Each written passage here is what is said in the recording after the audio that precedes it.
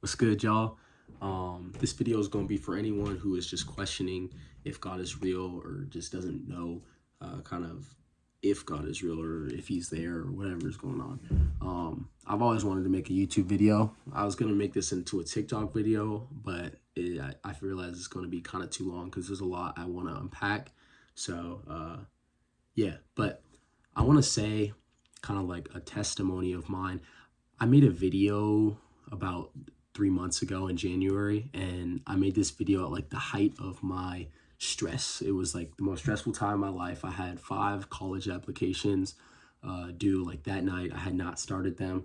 And what I did was I went to the beach early in the morning to go spend some time with God. And you can kind of see in that video the peace that God gave me and the reassurance that God gave me, because he put that verse on my heart. Don't worry about what you're going to eat or what you're going to wear. Those things dominate the thought of unbelievers, but God's going to take care of your needs. And I had a moment of peace knowing that God of the future, the God of the universe that sees the past, the present, and the future, and sees my whole life ahead of me, he gave me reassurance saying, it's going to work out for you, Zeke. And now, a couple months later, I can confidently say that God had my back. Not only did he bless me with what I needed and what I wanted, he blessed exceedingly abundantly more than I could ask for. And it kind of goes back to that verse, seek first the kingdom of heaven, live righteously, and he'll give you everything you need. So for any doubters that God is real, I just want you to just look at my life, look at my testimony. Testimony is one of the most powerful things that prove the existence of God, and look at where he took me and what all the things that he brought me from, and all the times when I thought things were impossible.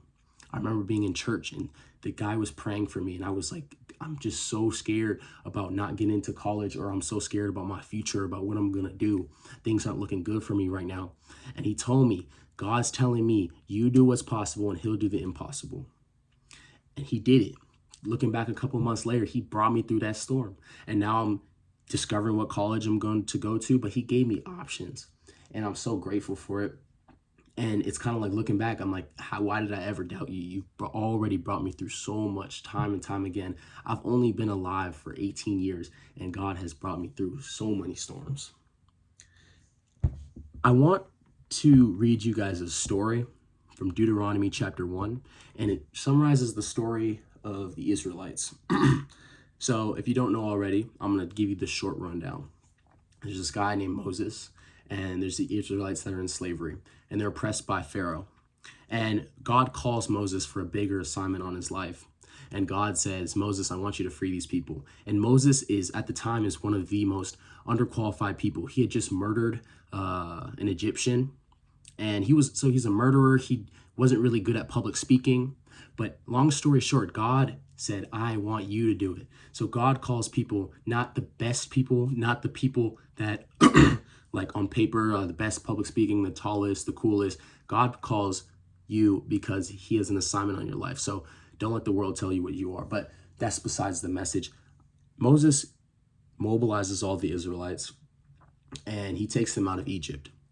And what he does is he has God do all sorts of miracles and wonderful signs, and eventually lets Pharaoh let the people go.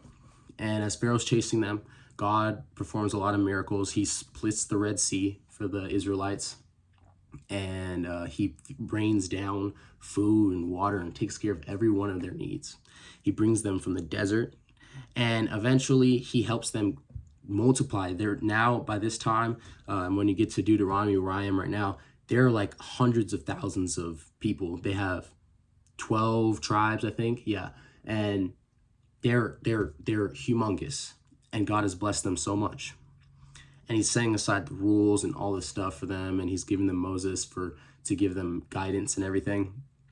But when God tells them, I need you to conquer these people called the Amorites, they doubt him. And this is what they say.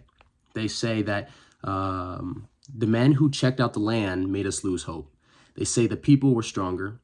They were taller than we are. The cities were large. They have walls that reach up to the sky. We even saw the Anakites there. But then God said to them, or Moses said to them, don't be terrified. Don't be afraid of them. The Lord your God will go ahead of you. He will fight for you with your own eyes. You saw how he fought for you in Egypt. You also saw how the Lord your God brought you through the desert. He carried you everywhere you went, just as a father carries his son. And now you have arrived here. But in spite of that, you didn't trust the Lord your God. So these people, even after everything that God did for them, they still found a way to doubt God. They were looking in their worldly minds. Oh, these people are too big. They're too strong. The odds are impossible. But let me tell you this, God will do the impossible. So when you come to know Christ, you'll realize that he is not in the limitations of what we think can be done on this earth. He's not realistic. He does things that are impossible, and he does miracles. So, and he will not only do them once, he will keep on doing them again and again and again. But in spite of that, you didn't trust in the Lord your God. He went ahead of you on your journey. He was in the fire at night and in the cloud during the day. He found places for you to camp. He showed you the way you should go. The Lord heard what you said, so he became angry. He took an oath and made a promise. He said, I promised to give this good land to your people long ago, but not only one of you evil men who are alive today will see it. Not one of you evil men who are alive today will see it. So these people missed out on the blessing that God had for them because they doubted him. God is not someone who's going to bless you one time and then just stop. God is consistent. God is reliable, and he will never fail. So when we look at the miracles God does in our life and he brings us through hill, I like to think of our life like a series of hills. And God will get me through one hill and I'll be thankful. But then when I'm at the next one, it's so easy to think like, dang, is God really going to pull me through the next time? But I'm going to answer to that, and he will never fail. So going into the next chapter of my life, God got me into the colleges I wanted to go to. And it seemed impossible, but he did it. And now I'm in the next challenge of my life where trying to figure out, like, am I going to play sports in college? How am I going to pay for college? What am I going to do in the future? And God's telling me, man, I got you. There's no need to stress. Because here, I'm going to find this verse. I think it's from Matthew chapter 6, verse 33. But it's so reassuring because as an unbeliever, you have to worry about all sorts of things. You have to worry about your eat, sleep, wear, what people think about you, what you're going to do in the future. But God's calling us to, when you come to know Christ, you come to know Christ's nature, you know that he's got you. Now look, I found it in Matthew chapter 6, verse 25. It says, I tell you, do not worry. Don't worry about your life, what you will eat, what you will drink. Don't worry about your body, what you will wear. Isn't there more to life than eating? Aren't there more important things for the body than clothes? Look at the birds in the air. They don't plant or gather crops. They don't put away crops in storerooms, but your Father who is in heaven feeds them. Aren't you worth much more than they are? Can you add even 1 hour to your life by worrying? And why do you worry about clothes? See how the wildflowers grow? They don't work or make clothing. But here is what I tell you, not even Solomon in all his glory was dressed like these flowers. If that is how God dresses the wild grass, won't he dress you even better? After all, the grass is here only today. Tomorrow it is thrown into the fire. Your faith is so small. So don't worry. Don't say, what will we eat? What will we drink? Or what will we wear? People who are ungodly run after all those things. Your Father who is in heaven knows that you need them. Put first the kingdom of heaven. Do what he wants you to do. Then all those things will be given to you. So don't worry about tomorrow. Tomorrow will worry about itself. Each day has enough trouble of its own. I want you guys to really let that sink in. And when you spend time with God, it's one thing to hear it on a piece of paper, but why it's so essential to pray and talk to God is because he changes your heart. When you hear that so many times and you're feeling God and you're praying to him, your heart starts to change. It's so easy to say to someone, don't worry, but then it's like, all right, don't worry, but I'm still worried because it's hard to believe that. But when you actually feel God's presence and you feel that God's working and you look back on what God's brought you through, then you can actually start to relax. And doubting God is going to lead to your downfall. You look at kind of what the Israelites went through. They doubted God even after everything that God brought them through, and they missed out on blessings. They had problems. They got killed by their enemies because they weren't following God's instructions. You look at God's instructions, God doesn't give us these instructions because he wants to keep us in a box, keep us from having fun. God gives us instructions because he loves us. God gives us instructions because he knows what he's doing. And God gives us instructions to lead us to the blessings he has for us. Now, when I read the stories of the Israelites and the stories in the Bible, it looks so stupid. It's like, why are these people doubting God? They literally, like, imagine God literally split the oceans for you. He split the oceans in half for you. Why would you still doubt him? It's just because it's shown on a page. It's like a couple pages, like one page, God splits the ocean. The next page is still doubting him. But when you kind of look in their perspective, we're not that different. God literally has moved mountains in my life. Not literally, metaphorically moved mountains in my life. He literally moved mountains for them.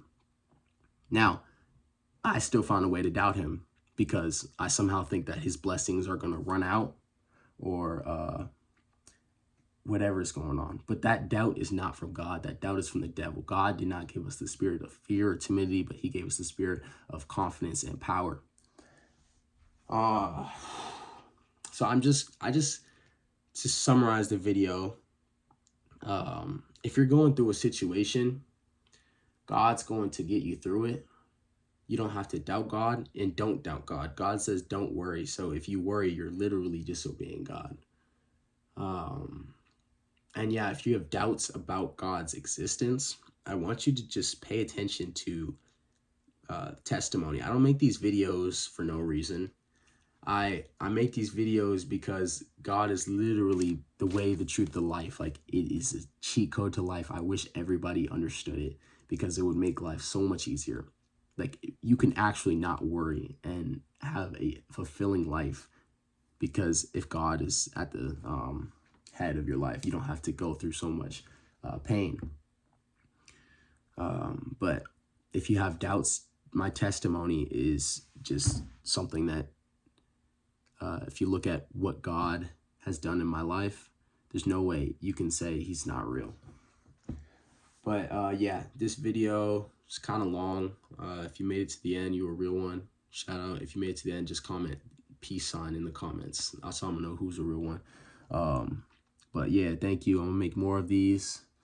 Sorry the iPhone quality or whatever is going on, but God bless you guys. Have a good day and see you.